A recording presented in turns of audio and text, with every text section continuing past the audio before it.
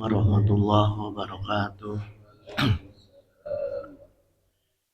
Bismillah, alhamdulillah, wa syukrulillah, wassalatu wassalamu ala rasulillah Sayyidina wa maulana Muhammad ibni Abdillah wa ala alihi wa ashabihi wa mawala. Hadratal muhtaramin, al-fudola, al-kiram, wabil khusus Rais Masjid Jami Al-Manan, Suma Hadrotal Karim, Takmir Masjid Jami Al-Manan, Ayuhal Mukarramun, Sohibal Fudola, Allazi yakhduruna fi Hazal Masjid Jami Al-Manan, Azanni Allah wa iyyakum. Allahumma rzuqna fahman nabina wa khifdul mursalina wa ilhamal malaikati muqarrabina birahmatika ya arhamar rahimin. Ayuhal ikhwan, kesempatan subuh sekarang sebagai muqaddimah saya coba bacakan dua hadis mengenai ilmu.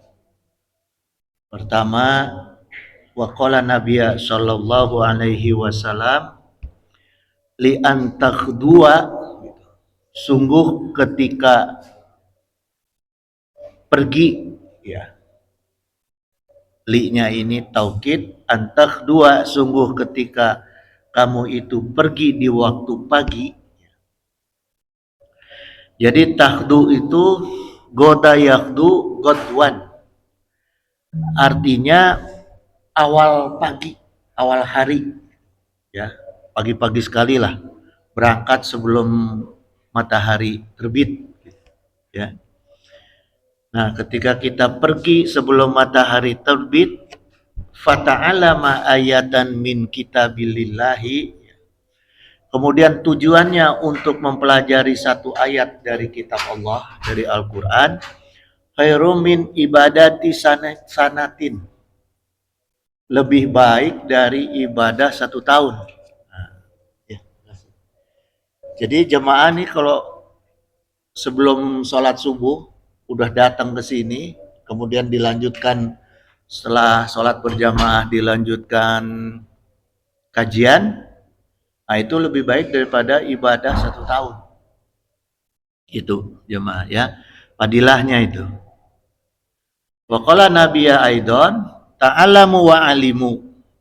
Nah, ini kalimatnya perintah ini. Ta'alamu wa alimu, belajarlah kamu, ya, ini fi'il mudhari, belajarlah kamu semua dan mengajarlah kamu semua. Jadi artinya ketika dari majelis ilmu itu benar-benar harus mendapatkan isi, harus mendapatkan ilmu, ya. Nah, kemudian setelah itu wa'alimu, ajarkan apa yang didapat, walaupun cuma sekedar bismillah, itu pulang itu sampai rumah, apakah kepada istri, apa kepada anak. Oh tadi abah nih dapat ilmu ini nih misalnya, ya. Nah, ini coba terapkan sama kamu misalnya. Ya, ada pesan lah, pesan ilmu yang disampaikan, nasihat ilmu yang disampaikan kepada anak atau istri atau keluarga di rumah. Ya, itu supaya kita datang ke majelis ini nggak mubazir gitu. Watawadau li mu'alimikum gitu. Kemudian Rasulullah, hormatilah guru-guru kamu, walayalau li mu'allimikum gitu, dan berlaku baiklah kepada orang yang mengajar kamu, ya. Jadi ini hadis yang kedua, bagaimana kita fadilah talabul ilmu di waktu awal hari gitu. Seperti hari ini nih, insyaallah, ya. Kemudian jemaah sekalian, untuk isi kajian subuh sekarang ini, ya, saya akan kaji mengenai lanjutan konsep manusia, ya. Minggu lalu kita udah kupas mengenai konsep manusia sebagai gabungan bashar dan insan, di dalam Al-Qur'an, ya. Al-Qur'an menyampaikan manusia itu adalah basar al-insan, ya. Nah, minggu lalu juga kita kupas bahwa ternyata Allah punya tujuan untuk menciptakan manusia itu, diberi nama basar dan insan itu karena tujuannya adalah untuk menugaskan manusia sebagai khalifah, ya. Nah, sekarang kenapa kita harus menyadari, ya, ini kita dekatkan lagi, ya, kita kaji lagi lebih dalam lagi, eh, menyadari dua fungsi kata dari basar dan insan itu, ya. Di antaranya untuk lebih mendekatkan diri kita kepada Allah sebagai hamba Allah, gitu, ya. Jadi ada orang yang begini, jemaah. Jadi kata kuncinya itu mendekat kepada Allah sebagai hamba Allah. Karena dalam posisi sebagai makhluk itu bisa kita saling mendekat sebagai anak buah, sebagai setara, sebagai lebih tinggi. Kalau dalam kondisi tataran makhluk, sesama makhluk, ya.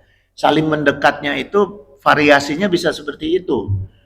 Bisa sebagai anak buah, bisa sebagai bos, bisa sebagai setara, gitu. Tapi kalau kepada Allah hanya satu. Cara kita boleh mendekat kepada Allah hanya sebagai hamba, ya. Nggak boleh menaikkan derajat kita di hadapan Allah, meninggikan diri kita di hadapan Allah, nggak boleh, gitu, ya. Alasannya apa, jemaah? Alasannya karena sungguh fitrahnya kita sebagai manusia itu prioritas utama kita tidak ada lain kecuali hidup mulia. Nggak ada lagi tuh, ya. Semua orang hidup itu tujuannya pengen mulia, pengen dimuliakan, pengen dianggap mulia, gitu, ya. Maka coba yang paling sederhana aja, ketika anak menjawab larangan orang tua kemudian agak sedikit membantah, pasti kita merasa kecewa. Orang tua pasti merasa tersinggung karena apa? Yang disinggung adalah kemuliaannya, gitu, ya. Nah, cuma yang harus kita ingat, menjadi mulia atau tidak mulia itu adalah kehendak Allah. Nah, ini kata kunci, jemaah, ya. Kita bisa menjadi mulia, dianggap mulia, kedudukan kita itu semuanya kehendak Allah. Wa tu'izu man tasya wa tuzilu man tasya, ya. Bahwa hanya Allah yang memuliakan kita sebagai manusia dan yang Allah kehendaki, dan Allah yang menghinakan kita sebagai manusia sesuai yang Allah kehendaki. Jadi kata kunci di sini adalah mantasya. Artinya apa yang Allah kehendaki. Tekanannya di situ, jemaah, ya. Jadi kita harus pintar-pintar mendapatkan kehendak Allah supaya kita dimuliakan oleh seluruh makhluk, gitu, ya. Di antaranya, jemaah, latihannya. Ini mas sekedar latihan, ya.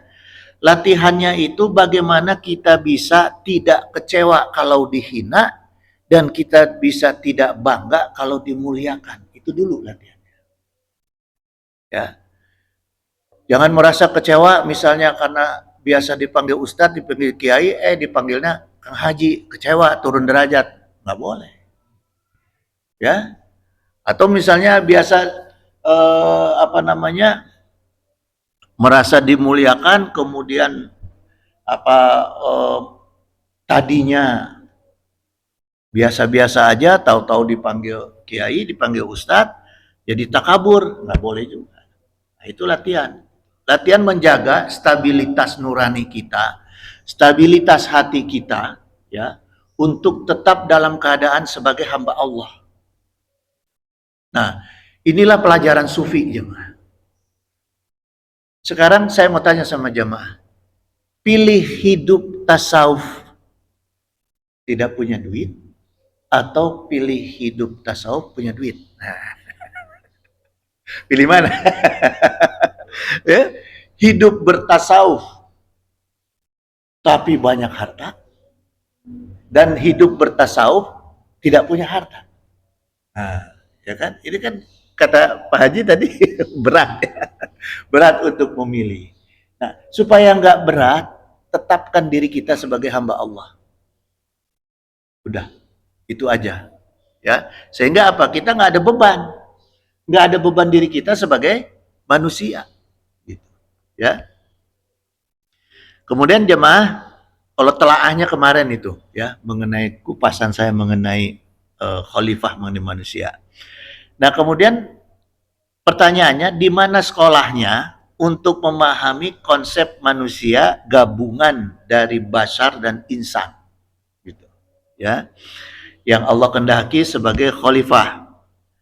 Nah, sekarang gini jamaah, sekolah kita untuk menjadi khalifah, ya, manusia sebagai khalifah, satu-satunya adalah di dalam Ramadan, di dalam bulan Ramadan, gitu, ya.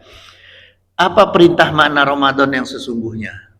Nah, perintah Ramadan yang sesungguhnya, isi yang paling diperintahkan ke Allah yaitu puasa. Ya, kan kita nggak mungkin di bulan Ramadan nggak puasa. Nggak bohong, kadang-kadang terus. Kadang-kadang bahkan sampai harus pura-pura puasa gitu. Ya, karena perintah utama di dalam bulan Ramadan adalah puasa. Jadi kata kunci pendidikannya itu adalah berpuasa. Ya, melatih kolbu kita, melatih dohir. Ya. Kenapa jemaah puasa? Di dalam Quran, puasa itu ada dua kata yang Allah gunakan. Ada saum, ada siam. Puasa nih, makna puasa. Ya. Saum itu hanya satu disebutkan di dalam Al-Quran. Hanya ada satu ayat. Satu ayat, ya, yang mana ayat itu menjelaskan, menceritakan tentang Sayyidah Maryam berpuasa, ya, sekaligus tidak berbicara. Ya, itu saum, makna saum. Kemudian yang mana siam itu adalah berpuasa yang seperti umumnya kita. Tapi lafaz saum dan lafaz siam ini dua-duanya tetap maknanya adalah al-imsak. Al-imsak itu artinya menahan. Ya. Kalau di kampung saya itu setelah dekat-dekat subuh itu suka ada tuh 10 menit sebelum subuh imsak, imsak dijelasin di masjid. Artinya udah mulai nahan. Ya. Yang terutama yang merokok, punten-punten ya. Karena yang merokok itu kadang-kadang saking asiknya lupa tuh. Keburu datang subuh, derwe dibuang, mulut asem, nggak enak tuh. Puasanya nggak enak tuh mulutnya tuh, gitu ya. Atau minimal dalam perintah imsak itu, peringatan imsak kita bisa sikat gigi dan lain-lain gitu ya. Nah, letak perbedaan saum tadi saya sampaikan dalam surah Maryam, fakuli wasrobi wa qori ainan. Jadi perintah Allah kepada Sayyidah Maryam ini, makan dan minumlah kamu dan bersenang-senang hatilah kamu. Ya, fa imma taroyina minal basyari ahadan. Nah, kalau kamu bertemu dengan seorang manusia, fakul, maka katakan, ini nazartu lirrahmani sauma. Sungguh aku ini sudah sedang bernazar kepada Allah, melaksanakan nazar kepada Allah untuk berpuasa. Ini menggunakan saum. Ya, hanya satu ayat di dalam Al-Quran. Kata kunci ayat ini, falan ukalima al yauma insia. Jadi aku tidak akan bicara kepada seorang pun pada hari ini. Jadi bukan hanya nahan makan, nahan minum, ya, nahan perbuatan buruk, nahan nikah, hubungan suami istri, tapi juga nahan tidak bicara, ya. Ini menggunakan kata saum atau dalam tasrifnya soma yasumu sauman, gitu. Ya. Kemudian dalam ahli tafsir mengatakan makna asumtu logotan, makna kata asum tuh secara lughah artinya tidak bicara gitu ya. Jadi tarku atau ami wasyarobi wa aninikahi wa alkuli gitu. Tidak makan, tidak minum, tidak berhubungan suami istri dan tidak berbicara. Gitu jemaah ya.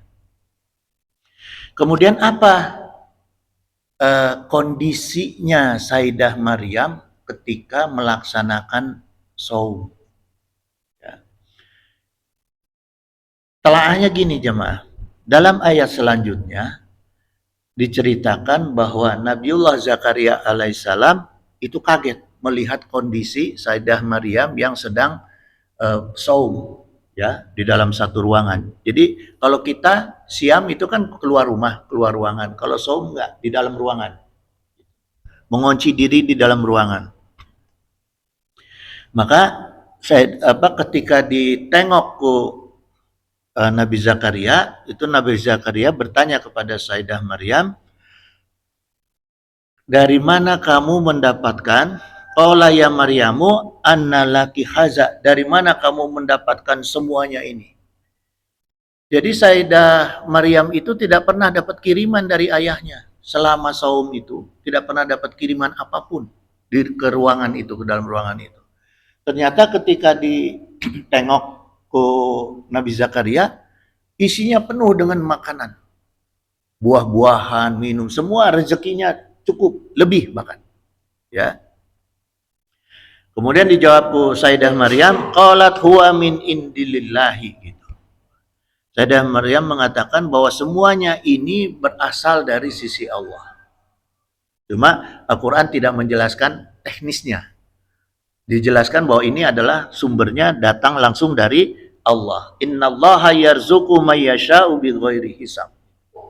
Ya, karena sungguh Allah yang memberikan rizki kepada siapa aja yang Allah kehendaki. Nah, kisah ini jamaah, para ulama sufi, ya, ulama tasawuf, khususnya Syekh Abdul Qadir Jailani, ini dijadikan dalil untuk melaksanakan kholwat. Jadi gini jemaah, ada kaidah rizki yang disebut min haitsu la yahtasib. Rizki yang didatangkan langsung oleh Allah, tidak disangka-sangka. Nah, dalil kuatnya jalannya dari mana? Dari dalil ini. Kisahnya Sayyidah Maryam, ya. Inilah yang maka oleh Syekh Abdul Qadir Jailani ditulis dalam kitabnya Sirur Asror adanya kholwat. Amalan kholwat. Yaitu apa amalan kholwat? Masuk, mengunci diri di dalam ruangan, memutus komunikasi dengan makhluk. Hanya berkomunikasi dengan Allah gitu. Atau ami wa asrobi wa aninikahi wa alkuli. Jadi tidak makan, tidak minum, tidak berhubungan suami istri, dan tidak berbicara. Handphone matiin. Handphone matiin, kita ngunci diri di kamar, sebaiknya kamarnya yang ada kamar mandi di dalam. Jadi kita kalau batal wudhu apa gampang gitu ya. Nah, kemudian hordeng tutup semualah. Jauhkan komunikasi dan kalau bisa jangan sampai dilihat atau kita melihat makhluk. Baik itu manusia terutama ya. Udah ngunci diri aja dari mulai subuh, setelah sahur masuk ya, kita melaksanakan ibadah sampai maghrib. Setelah maghrib boleh keluar tuh. Nah, ya. Jadi apa yang kita lakukan di dalam kholwat itu, di dalam kitab Sirur Asror dijelaskan pertama tahajud 6 rakaat. Setelah tahajud 6 rakaat, kemudian kita persiapan sholat-sholat sunnah untuk subuh. Nah, kemudian pada subuh sholat fajri, istirahat. Setelah istirahat sholat duha 6 rakaat. Masuk duha kita sholat duha 6 rakaat. Setelah sholat duha 6 rakaat, sholat yang lainnya. Sholat hajat, sholat kifarat, semua. Sampai terakhir sholat tasbih. Nah, kalau kita amalkan, insya Allah beres sholat tasbih itu pas duhur. Insya Allah. Pas duhur. Ya. Nah, ketika duhur, setelah duhur kita istirahat. Mau tidur 1 jam boleh, mau tidur 2 jam boleh. Ya. Habis itu bangun, baca minimal Al-Quran 200 ayat. Setelah itu, ya. Kemudian baca Al-Ikhlas minimal 200. Kemudian istighfar minimal 200, kemudian sholawat Nabi minimal 200, ya. Nah, kemudian zikir la ilaha illallah minimal 200. Nah, itu kepotong asar, kita lanjutkan nanti selesai maghrib. Ya. Maghrib boleh kita keluar tuh, ngobrol dengan istri sampai buka puasa. Nah, kalau mau dilanjutkan kholwat, masuk lagi habis isya. Ya, tapi tidur pisah lagi dengan istri, jangan tidur dengan istri gitu, ya. Nah, karena apa jamaah? Makna saum yang sesungguhnya ya dipakai sebagai amalan kholwat karena soma yasmutu sumtan, artinya diam. Diam dalam keadaan kita beribadah, dalam keadaan kita mendekatkan diri kepada Allah sebagai hamba Allah. Gitu. Ya, sebagai makhluk Allah gitu. Nah, itu saum jemaah. Ya. Maka insya Allah jemaah, kalau kita mampu melaksanakan itu, ya yakin aja kepada kalamullah, insya Allah rezeki kita itu seolah-olah ada yang nganter walaupun kita usaha. Jadi lebih capek ibadah, rizki lebih banyak daripada lebih capek cari rizki, ibadah lebih sedikit. Nah itu maknanya jemaah. Ya itu maknanya jemaah. Gitu. Ya itulah saum. Nah kemudian siam itu yang biasa kita pakai. Siam ini ya ayyuhallazina amanu kutiba alaikumusiyam, dalil utamanya untuk puasa, ya. Ini menjadi kaidah fikih. Menjadi kaidah fikih al-imsaku anil akli wa syurbi wal aljimau min tulu'i al-fajri ila ghurub asyamsi gitu, ya. Jadi menahan tidak makan, menahan tidak minum, tidak berhubungan intim dari fajar sampai maghrib. Cuma itu siam.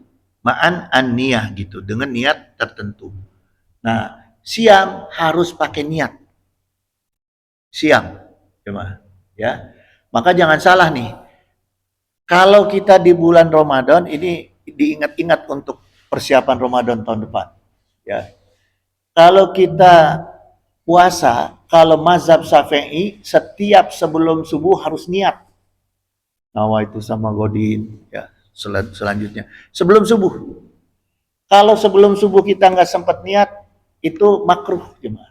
Bahkan harus dikodok. Kalau puasa nih, ya. Nah, kalau Imam Malik itu bisa niatnya itu 1 hari sebelum masuk Ramadan kita niat 1 bulan penuh, boleh. Tapi taklid ke Imam Malik, gitu.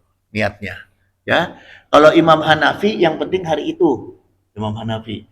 Mau kesiangan, mau sore, yang penting hari itu kalau Imam Hanafi. Tapi tetap harus niat, ya. Karena penekanan siam itu ma'an an-niyah gitu.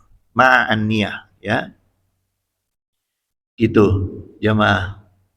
Nah, kemudian jamaah sekalian, menahan diri ini, ya, baik kata saum maupun soma, ini menahan diri yang dilarang ku Allah. Mana intinya? Menahan diri dari perkara-perkara yang dilarang ku Allah sekalipun halal. Perkara-perkara yang dilarang oleh Allah sekalipun halal. Mana Ji? Kan halal berarti bebas. Ya enggak.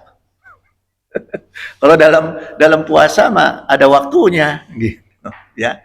Pokoknya apapun yang dilarang oleh Allah itu kita tahan diri sekalipun halal, ya.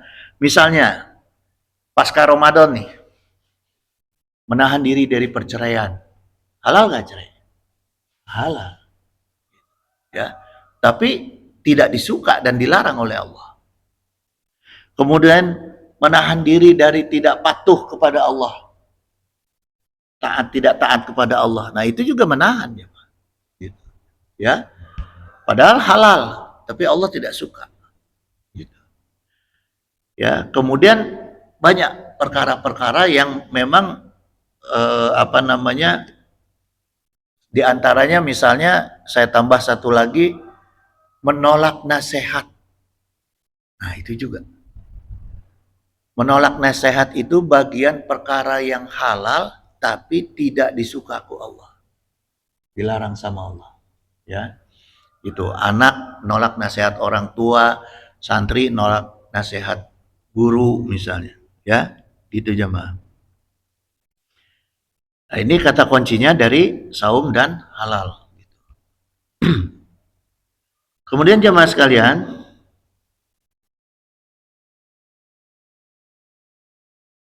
target yang kedua yang harus kita dapatkan di dalam Ramadan, ya, selain daripada saum dan siam, target kedua itu kalau kita lihat dari dalil utamanya, perintahnya yaitu ya ayyuhallazina amanu kutiba alaikumusiyam. Ya. Makna ya ayyuha ini kata panggil huruf nida. Ya. Artinya sebagai mukhatab, sebagai orang kedua lawan bicara. Ya. Ini saya kupas supaya kita belajar memahami ayat Al-Quran. Jadi gini jemaah, kata ya ayuha ini, setiap ada kata ya ayuha ini ditujukan kepada manusia. Ya, hey orang yang dipanggil, gitu. Ya, kemudian yang manggilnya itu disebutnya al-mutakalim. Yang manggil itu orang pertama disebutnya mutakalim atau anak. Jadi misalnya saya manggil ya ayuha, hey kamu sini. Ya, itu yang memanggil. Siapa yang dipanggil ku Allah khusus, tidak semua manusia, bukan dalam hal ini, dalam hal Ramadan ini bukannya ya ayuhan nas, tapi ya ayuha allazina amanu. Orang khusus, orang yang beriman, gitu, ya. Nah, kalau orang yang dipanggil sama Allah tanpa alat bantu, artinya apa? Kondisinya dekat ya. Kalau yang jauh nggak mungkin pakai hey, pakai halo, karena telepon, ya. Nah, karena pakai hey, tidak pakai alat bantu, maka ini artinya dekat. Artinya apa? Allah anggap orang yang beriman itu dekat dengan Allah. Maka Allah mendekat dan dipanggil supaya lebih mendekat lagi kepada Allah. Nah, jadi yang harus kita perhatikan ayat setelah ayat ini.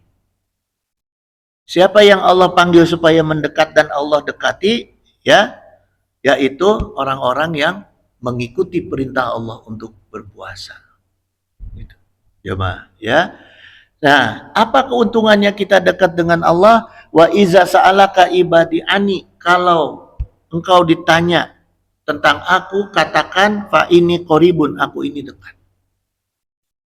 Keuntungannya apa dekat dengan Allah? Ujibu da'watad da'i iza da'ani.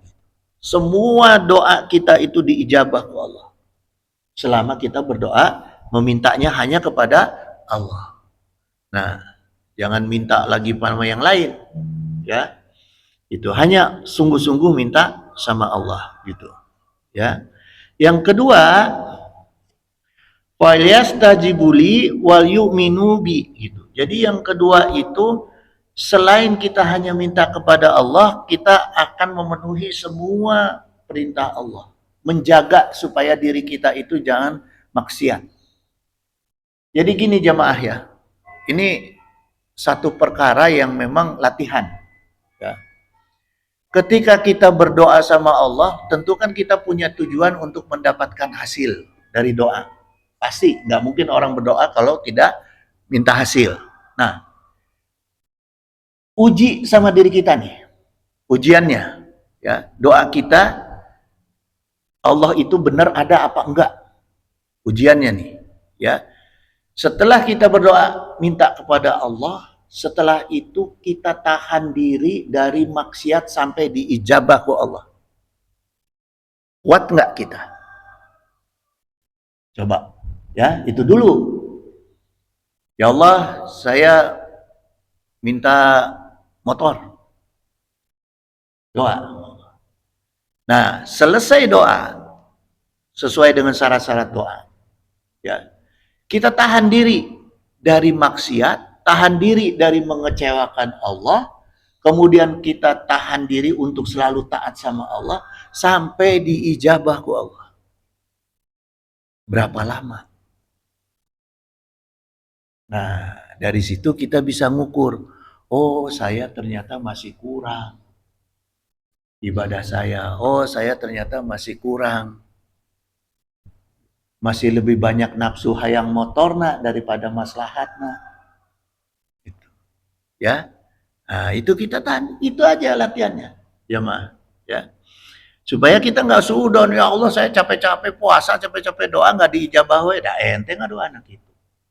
Doa dibarengin maksiat, kan? Gitu jemaah, ya. Itu latihan lah. Gitu. Kalau dapat satu aja itu meningkatkan ketauhidan kita. Insya Allah, gitu. Ya. Saya nggak sekedar menyampaikan dalil, tapi apa yang saya alami juga pengalamannya seperti itu jemaah. Gitu. Ini latihan, gitu.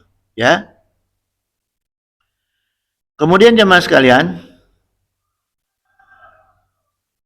semuanya ini ya ada di dalam rukun iman dan di dalam rukun Islam. Jadi konsep latihan kita itu jangan keluar dari rukun iman dan rukun Islam. Gitu. Ya, konsep pendekatan diri kita sebagai hamba Allah. Ya, itu jemaah. Kemudian jemaah sekalian, ya, saya ambil yang berikutnya. Ya. Kalau penjelasan lebih dalamnya nanti biar nggak buang waktu ya, langsung kepada poin-poin aja. Kemudian yang selanjutnya jemaah sekalian, bagaimana membuktikan. Nah, ini, bagaimana membuktikan bahwa kita ini lulus dalam perjalanan kita, sekolah kita di bulan Ramadan. Nah, ya. Bukti lulus atau tidaknya itu, ini saya ambil dari kitab Hikmatut Tashri wal Falsafatuhu, Syekh Ali Ahmad Al-Jurjawi. Ya. Jadi beliau berkata gini, bukti kelulusan dalam pendidikan di dalam kelas Ramadan, satu yaitu pendidikan syukur. Apakah setelah bulan Ramadan kita masih bisa bersyukur kepada Allah? Itu pertama.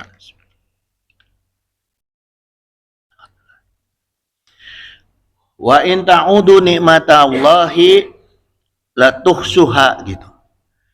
Jadi kalau kita ngitung-ngitung nikmat Allah kan kita nggak bisa ngitung. Ya.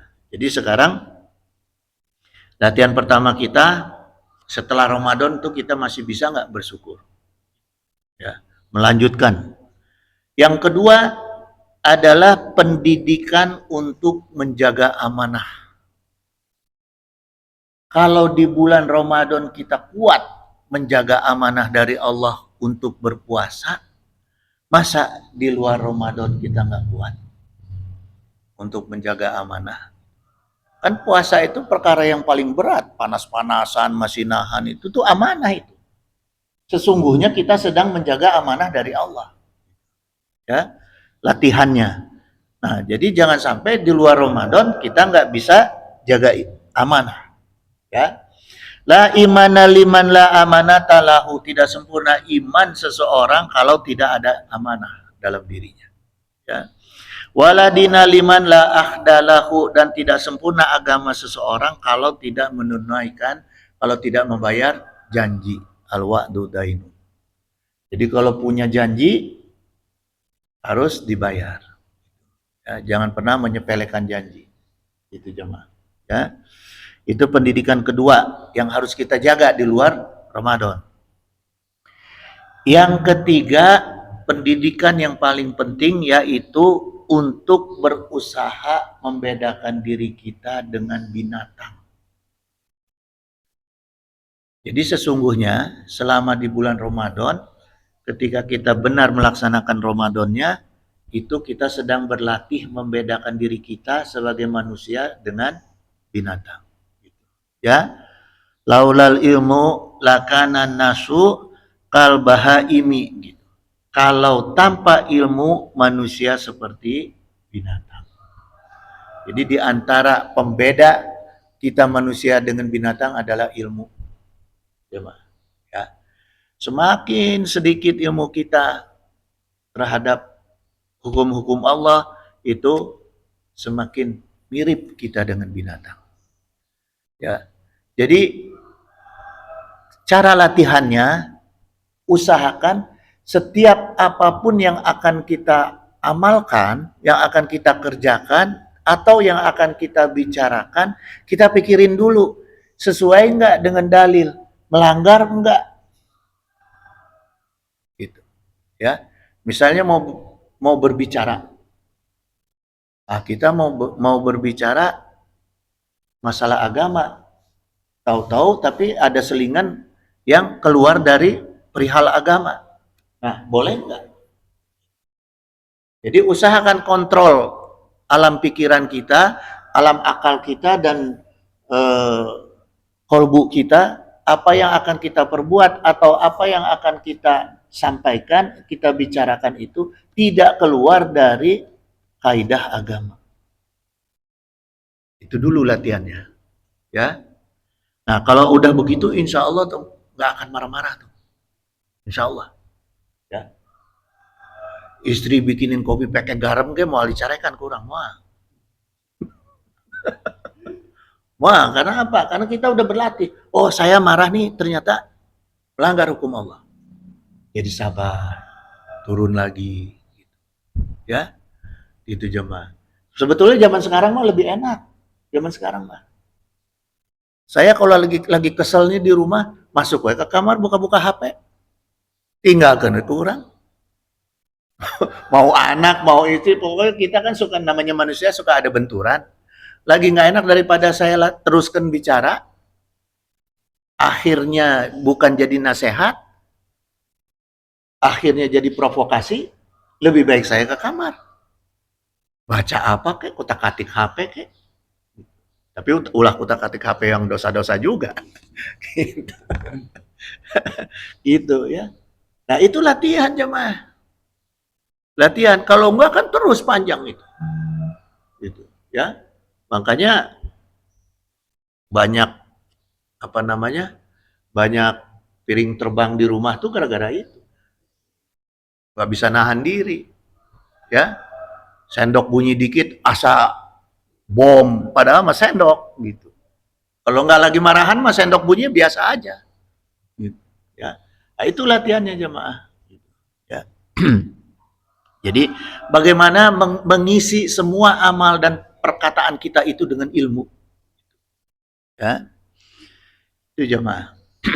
Kemudian ini dari Al-Imam Al-Ghazali dalam kitab Ihya Ulumuddin, fa innal insana inama syarufa bil aqli gitu.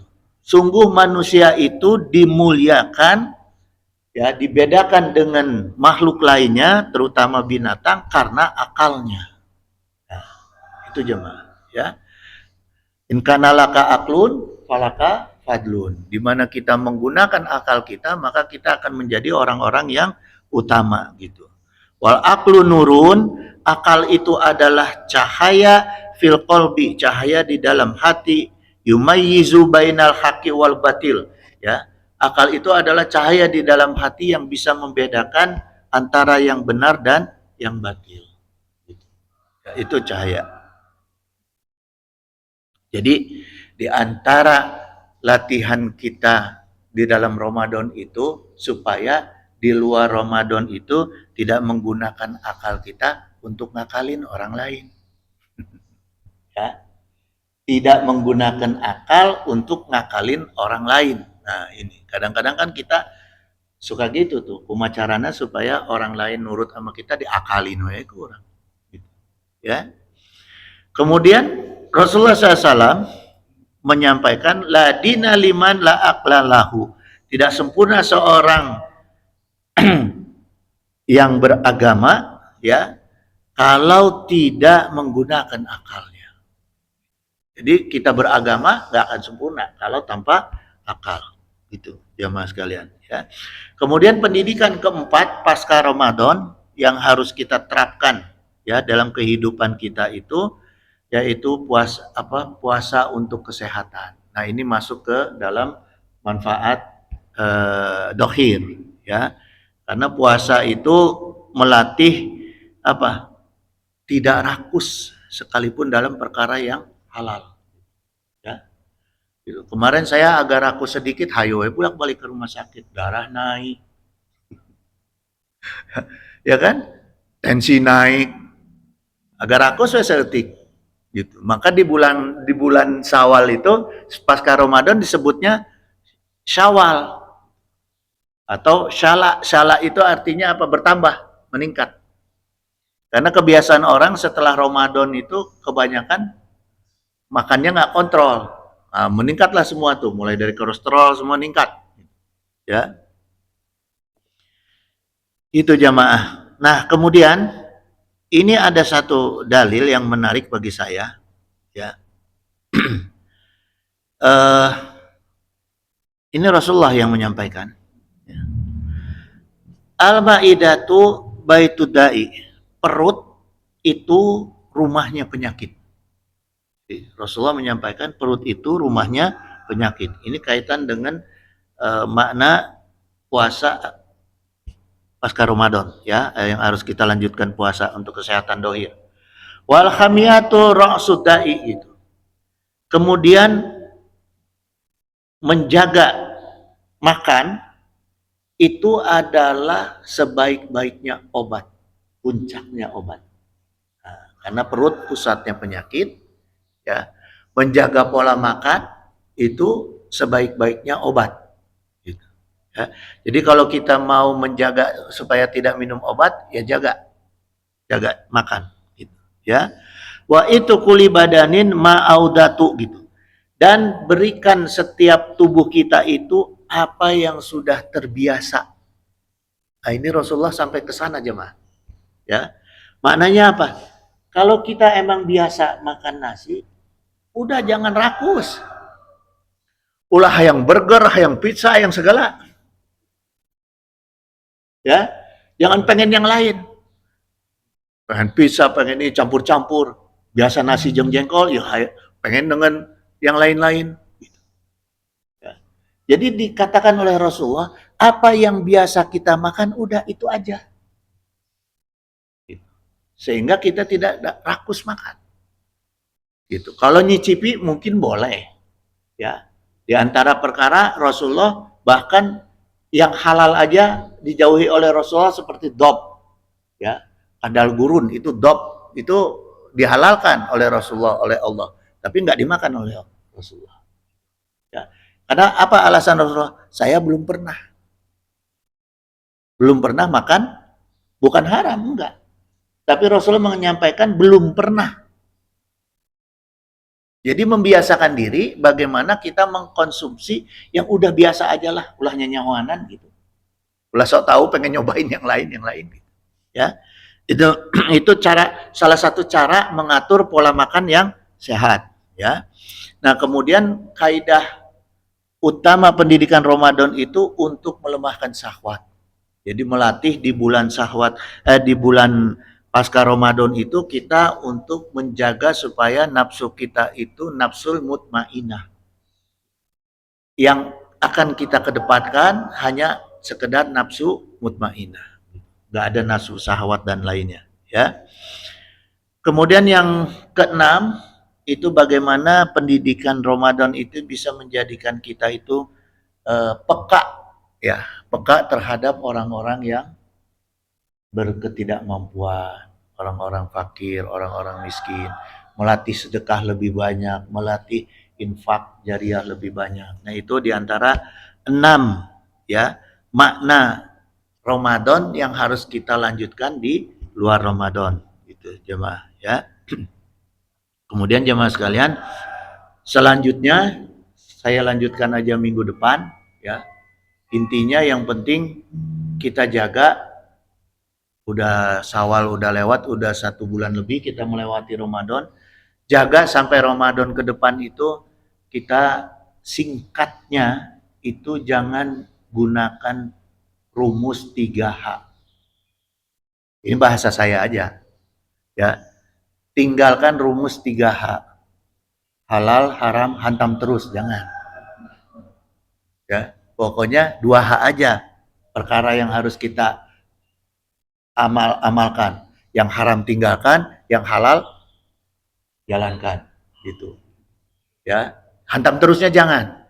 Gitu, karena nanti kita lupa diri. Gitu jemaah sekalian, ya. Nanti selanjutnya saya lebih dalam lagi gitu. Ya. Karena gini, jemaah.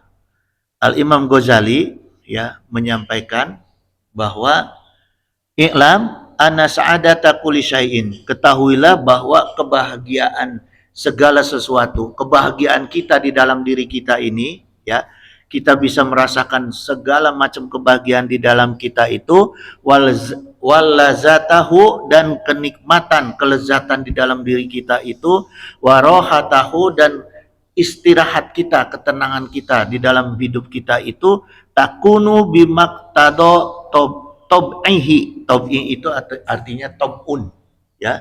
Dari mana tob'un? Artinya kebahagiaan, ketenangan ya, kenikmatan, keistirahatan kita itu Allah sudah tentukan sesuai dengan wataknya masing-masing. Nah ini jemaah ya, ini harus kita pahami. Punten-punten, bahagianya orang Sunda beda dengan bahagianya orang Medan. Bahagianya orang Aceh belum tentu sama dengan orang Medan. Ya, gitu. Nah ini karena apa? Karena manusia membawa watak masing-masing. Tob'un dalam bahasa Arab. Tob'un itu adalah watak. Watak itu menyangkut dengan apa? Kebiasaan. Gitu, ya. Orang Sumatera Barat kenikmatannya adalah makan pedas. Orang Sunda belum tentu. Gitu. Kadar pedasnya sama dengan orang Sumatera Barat. Nah, itulah yang harus dipahami juga oleh kita sehingga kita itu bisa ikhlas hidup jemaah. Ya. Jangan nguber, jangan melihat kenikmatan orang lain. Jangan nguber ya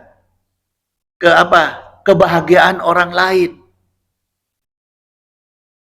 Jangan, ini maknanya jemaah. Ukur aja kebahagiaan kita sendiri. Ukur aja kenikmatan kita sendiri cukup. Ya. Karena belum tentu orang yang pasti nih. Orang yang nggak punya Ferrari mati nggak? Enggak. Tapi orang nggak makan nasi, orang Indonesia susah. Nah, itulah ukuran-ukuran standar. Itu jamaah ya. Insya Allah jamaah kita lanjutkan minggu depan yang lebih dalam lagi. Mudah-mudahan manfaat kajian kita sekarang khususnya untuk saya. Innahu sami'un qaribun mujibud da'wat wa yaqdi hajat. Subhanaka Allahumma wa bihamdika asyhadu an la ilaha illa anta astaghfiruka wa atubu ilaik. Wallahul muwaffiq ila aqwamit thoriq. Wassalamualaikum warahmatullahi wabarakatuh.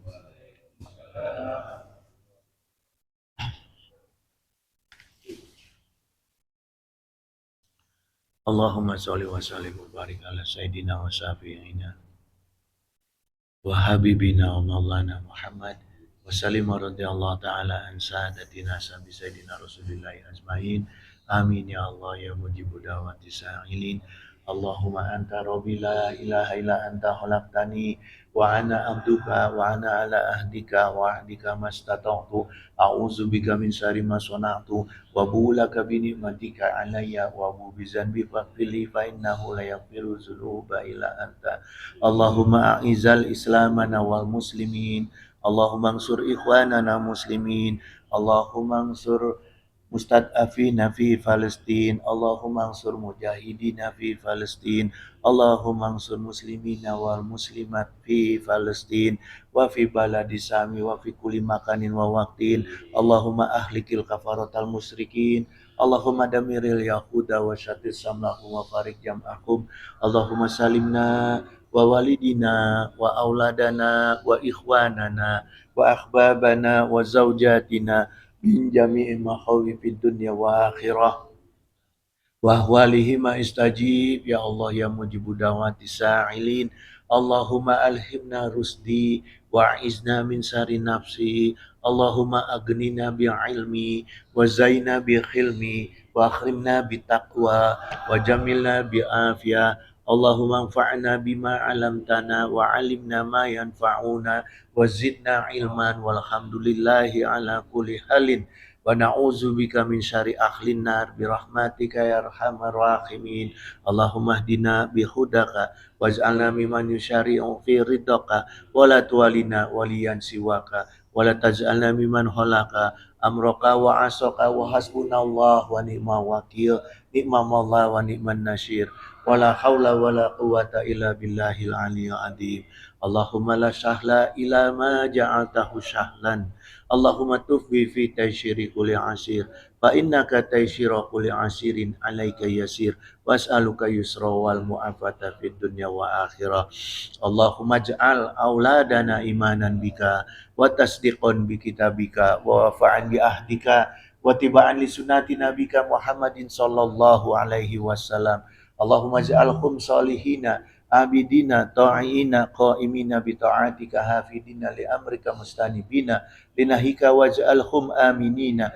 salimina min afati dunya wa azabi akhirah wa min fitnatihima wa fadihatihima innaka ala kulli syai'in qadir wa bi ijabati jadir, agisna ya Allah, agisna ya Allah, agisna ya Allah, Allahumma inna nas'aluka rizqan thayyiban kasyiran wasyi'an bi ghairi hisab, Allahumma la taslubna minni ni'matan an anta biha alayya, Allahumma inna nas'aluka salamatan fid din wa afiatan fid jasad wa ziyadatan fi ilmi wa barakatan fi rizqi wa taubatan qabla maut wa rahmatan indal maut wa maghfiratan ba'dal maut, Allahumma hawin alaina fi syakaratil maut wa najatan minan nar wa afwa inda hisab, Allahumma ighfir lana ya ghafur warhamna ya rahim, Allahumma ksif anna wasrif anna wadfa'ana al-bala'a wal waba'a wa ghalaa wa ta'una wa fitana wa mihana wa khumuma wa gumuma